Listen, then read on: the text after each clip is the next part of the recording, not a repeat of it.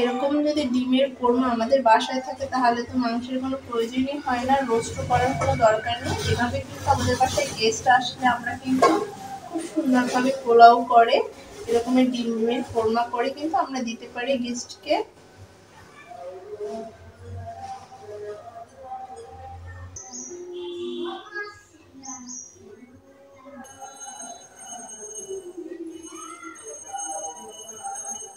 সুপ্রিয় দর্শক, আসসালামু আলাইকুম। আবার হাজির হয়েছি নতুন আর একটা রেসিপি নিয়ে। আমার আজকের রেসিপি ডিমের কোরমা। আমি আজ খুব সহজভাবে আমি আপনাদের তৈরি করে দেখাবো। আমার হাতের কাছে যা মশলা থাকে ওইটা দিয়ে আমি আপনাদের তৈরি করে দেখাবো।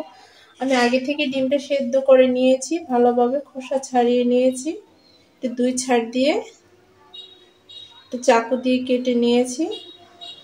ডিমটা তো আমরা কম বেশি সবাই তো সেদ্ধ করতে পারে, এই জন্য আমি আপনাদের সাথে শেয়ার করলাম না ডিম সেদ্ধ করার। এখন আমি ডিমটা একটু ভেজে নেব একদম হালকা করে। আমি আগে থেকে তেল দিয়েছিলাম, তেলটা গরম হয়ে আসছে, এখন আমি ডিমটা ভেজে নেব।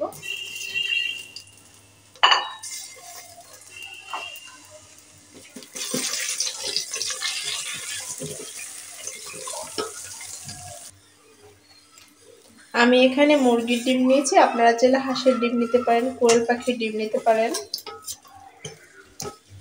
এটা দিয়ে কিন্তু খুব সুন্দরভাবে করা যাবে, কোয়েল পাখির ডিম দিয়েও।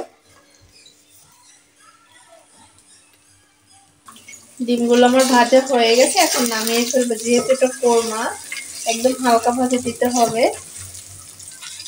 এখন সবগুলো আমি তুলে ফেলবো। এই যে আমার ভাজা হয়ে গেছে, ঠিক এভাবে করে ভেজে নেবেন। এই তেলের ভিতরে দিয়ে দেবো পেঁয়াজ কুচি। পেঁয়াজটা আমার ভাজা ভাজা হয়ে গেছে, এখান থেকে একটু পেঁয়াজ আমি তুলে নেব। এখন এর সাথে দিয়ে দেব দারচিনি, এলাচ, তেজপাতা। আমি তিনটে নিয়েছি, একটা নিয়েছি তেজপাতা, দুটি নিয়েছি দারচিনি, তিনটে নিয়েছি এলাচ। এখন দিয়ে দেবো এর সাথে। এখন দিয়ে দেবো পেঁয়াজ বাটা। আমি এখানে দুইটা পেঁয়াজ বেটে নিয়েছি।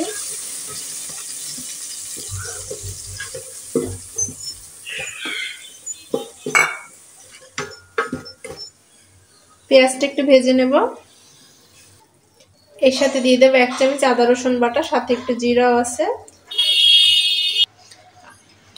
আদা রসুনটা বেশি দেওয়া যাবে না, যেহেতু এটা কোরমা,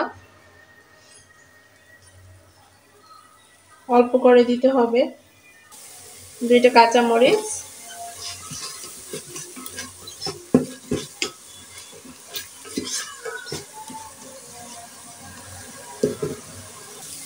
হাফ চামচ মরিচের গুঁড়া।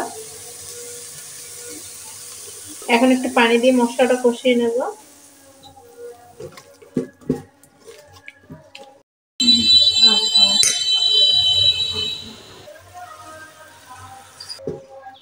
হাফ চামচ মশলার গুঁড়া। আমি মশলাটা হাতে করেছি। জিরা নিয়েছি, দারচিনি নিয়েছি, এলাচ নিয়েছি, জয়িত্রী নিয়েছি, জায়ফল নিয়েছি, তারপরে শুকনো মরিচ নিয়েছি, এটা ভেজে হালকা করে গুঁড়ো করে নিয়েছি। এটাকে আমি দিয়ে দেবো হাফ চামচ। যেটা আপনাদের কাছে হাতের কাছে যদি না থাকে তাহলে এসব মশলা তো বাসায় সবসময় থাকে, যদি থাকে তাহলে গুঁড়ো করে নিতে পারেন, আর যদি না থাকে তার দরকার নেই।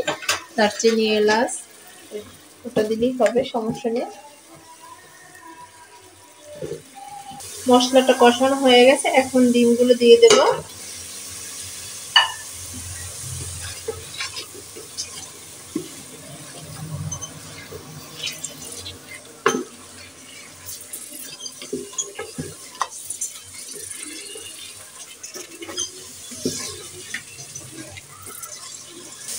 মশলাটা কষানো হয়ে গেছে, এখন দিয়ে দেবো লিকুইড দুধ 1 কাপ।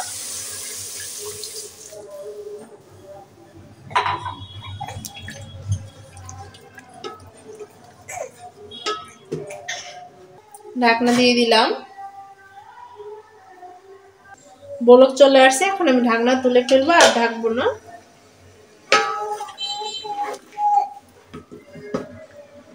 ডিমের কোরমাটা আমার হয়ে গেছে, এখন নামিয়ে ফেলবো। এরকম ঝোল ঝোল থাকা অবস্থায় নামাতে হবে, যেহেতু কোরমা। এই যে দেখেন কত সুন্দর একটা কালার এসেছে। এভাবে কিন্তু আপনাদের বাসায় গেস্ট আসলে ঝটপট কিন্তু বানিয়ে দিতে পারেন। হাতের কাছে যদি মাংস না থাকে তখন আমরা ডিমের কোরমা করে কিন্তু পোলাওয়ের সাথে মেহমানদেরকে কিন্তু আমরা দিতে পারি। আশা করছি আমার আজকের রেসিপিটা আপনাদের কাছে ভালো লেগেছে। যদি ভালো লেগে থাকে অবশ্যই একটি লাইক, কমেন্ট, সাবস্ক্রাইব করে আমার পাশে থাকবেন। সবাই ভালো থাকবেন, সুস্থ থাকবেন। আল্লাহ হাফেজ।